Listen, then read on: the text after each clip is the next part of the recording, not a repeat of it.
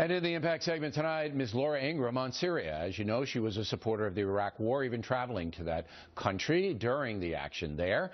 But now she opposes action against the Syrian tyrant Assad. Laura joins us from Washington with analysis. Okay, so let's take your opposition to Syria in the context of your support for Iraq action.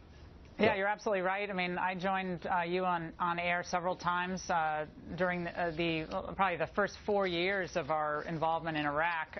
Over the last several years, I have warned Republicans about continuing to go down this path where, when it comes to military engagements, the American public is not seeing how the military engagement improves their lives, how it impacts our national security, and the public gets farther and farther away from the debate. Obviously, at the beginning of the war in Iraq bill, the intelligence on WMD, so many believed it, so many other countries believed it. We believed that we also could have a leadership inside of Iraq post-Saddam that would work with us, that would be pluralistic, that would respect religious minorities. We all hoped for that. It was important for the region.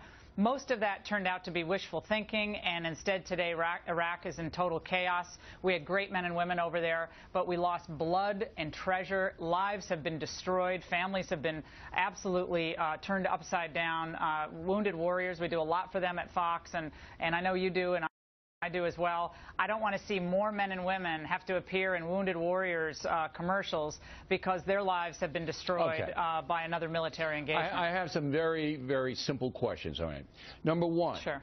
Do you believe that if Barack Obama doesn't act against Assad, that America's power declines, particularly among our enemies, Russia? Good question. Yeah, good question. I think the opposite is true. I actually think the reason there's so much chaos in the world is in part because America has gotten weaker. We've become weaker. You don't think it emboldens Putin or Iran at all? They're going to do what they're going to do, whatever's in their own self-interest. China does what China does. China's not getting involved in any military conflicts. There is a certain restraint, or there has been. Okay, second question. I don't think so. If we don't punish Assad for this human rights violation, then do we lose any moral authority? See, then, how could we go in and punish anyone else if they use bacterial warfare, biological warfare, gas again?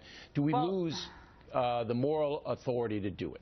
Well, I think the way to look at it, Bill, is, again, we lose moral authority, I think, in this case by acting, because, first of all, Syria is not part of either the 72 or the 93 Biological Warfare Convention. So there's a very solid case to be made that military intervention here would actually be illegal for us to do because they're not part of that, number one. Number two, the world doesn't want us to do this. So if this is in violation of international law, which Kerry did not say, he said international norms. International law would have the Security Council. Some partners would have Brazil on our side, would certainly have more than France. Okay? So in that regard, I think our morality is not at issue. But then you're saying that any state that's not party to weapons of mass destruction being banned can now use them without any interference. I think when the world is not. I think when the world is not willing to shed their own blood. We're the leader of the civilized world, and if we sit it out, it just becomes chaotic. Our public is against this. Most military people today are against this. Veterans are against this, and most players in the world are against this. Most Americans don't want to get involved with this at this point. Well, why do you think they don't? Well, because they think the players are murky, the outcome is unclear. Do you want me to answer the question? Yes. Okay. Most Americans are not on board with this for two reasons. The left doesn't want military action ever. They don't really care. And you heard that with Powers last night against drones. They don't care. They just don't want it. So that's a segment. And a lot on the right, and I have thousands of letters to back this up, say Obama is so incompetent, we don't trust him to do anything, so we're going to oppose anything he does. Now, I will point to Kosovo, and I will point to the Clinton bombing campaign that lasted 78 days that was successful. Americans were not killed there in any end. You stopped the mass murder. We had NATO with us, right? Yeah. You had NATO with us, okay, and didn't have the UN. They stopped mass murder there, and they did a humanitarian act, and it was successful. I think that's a good point. I also think we do have to realize one thing. This is not 1997 or 8 or 9.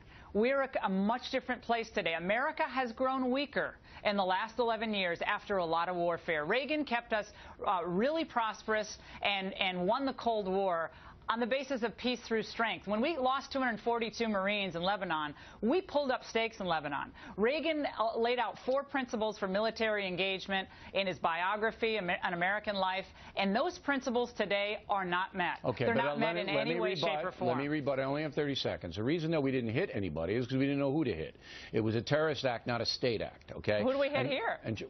Assad. Just hit him. You we're not try doing to get him regime out. change. Okay, but the second thing is, I believe in my heart, and I think you might even agree with me on this, if Ronald Reagan were president today and had said to Assad, warned him, do not use gas, do not use these weapons on children and civilians, and he defied Reagan, Reagan had hit him. Real quick, last word. Bill, I don't think Reagan would act here. It doesn't meet his 4 principles. But most important, the elites need to prove to America that they have earned their trust back after a lot of mismanagement of our economy, our borders, and wars. That's what's going on in our country. People don't trust for good reason. Miss Laura Ingraham, everybody.